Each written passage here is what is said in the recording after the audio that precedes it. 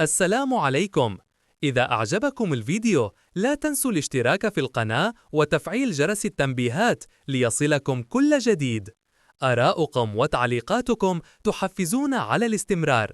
شكراً على دعمكم.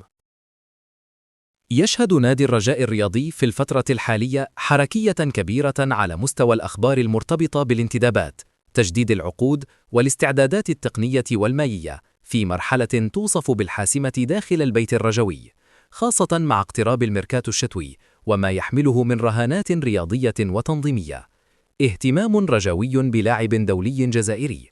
تداولت مجموعة من الصفحات والمصادر الإعلامية خلال الأيام الأخيرة خبر اهتمام نادي الرجاء الرياضي باللاعب الدولي الجزائري فيكتور المحترف حالياً ضمن صفوف نادي القادسية الكويتي.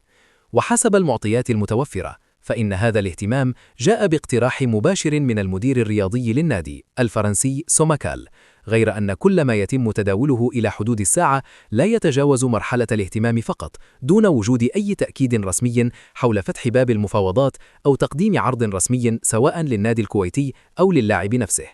كل الأخبار التي تحدثت عن أرقام مالية أو تطورات متقدمة في الصفقة تظل إلى حد الآن مجرد إشاعات لا تستند إلى أي بلاغ رسمي، وهو ما يفرض على الجماهير الرجوية التعامل معها بحذر كبير إلى حين صدور معطيات موثوقة من إدارة النادي. ملف يوسف بالعامري بين الاستمرار والإغراءات الخارجية.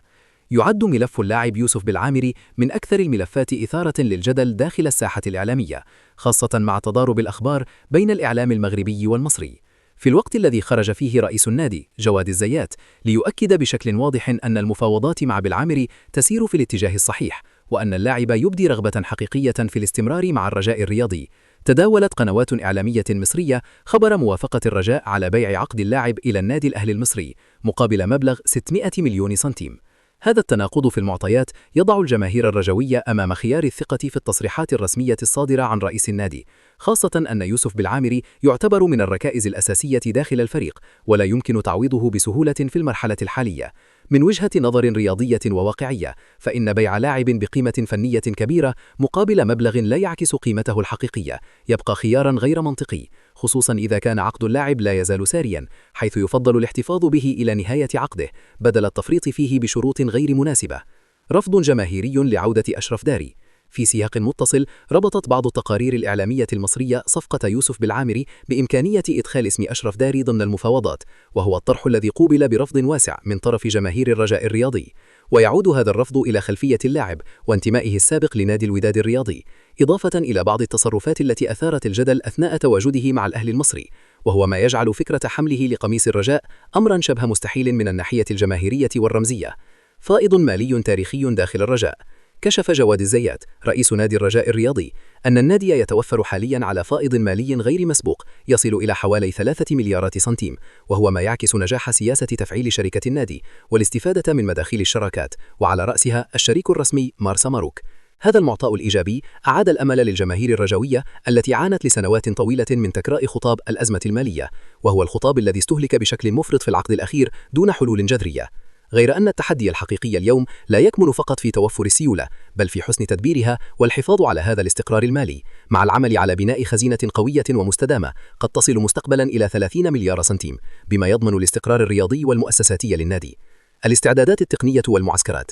عاد فريق الرجاء الرياضي من معسكره الإعدادي بالمملكة العربية السعودية، والذي تخللته مباريات ودية أمام كل من الأهلي السعودي والوحدة السعودي، حيث حقق الفريق الأخضر فوزا وهزيمة في إطار تحضير بدني وتكتيكي للمراحل القادمة. كما يستعد الرجاء للمشاركة في الدوري الإعدادي الذي ينظمه النادي المكنسي بمشاركة فرق قوية من قبيل المغرب الفاسي ونهضة الزمامرة، وهي فرصة مهمة لإدماج لاعبي الأكاديمية ومنحهم الثقة تماشيا مع فلسفة الاعتماد على أبناء المدرسة الرجوية. تألق محمد بولكسوت وارتفاع قيمته السوقية.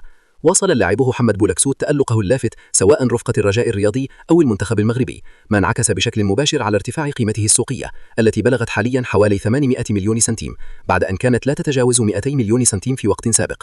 اللاعب بات محط اهتمام عدة أندية من الدوريات السعودية، الإماراتية، القطرية والكويتية، وهو ما يطرح تساؤلا مشروعا حول موقف إدارة الرجاء. هل يتم الحفاظ على أحد أفضل الأظهرة اليمنى في البطولة الوطنية وإفريقيا، أم يتم استثمار تألقه ماليا؟ فيكتور أبريغو، صفقة لم تحقق الإضافة.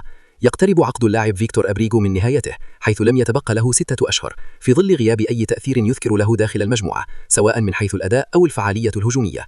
وبحسب المعطيات فإن إدارة الرجاء تفضل انتظار نهاية العقد بدل الدخول في مفاوضات فسخ، خاصة أن اللاعب لم يقدم ما يشفع له بالاستمرار.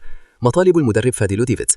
أكد المدرب الجنوب إفريقي فادي لوديفيتس أن الفريق بحاجة ماسة إلى تدعيمات هجومية بالنظر إلى الكم الكبير من الفرص الضائعة خلال المباريات الودية، كما أشار إلى إمكانية استقطاب لاعبين من الدوري الجنوب إفريقي بحكم معرفته الجيدة بالسوق هناك، غير أن هذا الطرح اصطدم برؤية المدير الرياضي سوماكال الذي يضع معايير صارمة تتعلق بجودة اللاعبين وقيمتهم الفنية بما يتماشى مع هوية الرجاء.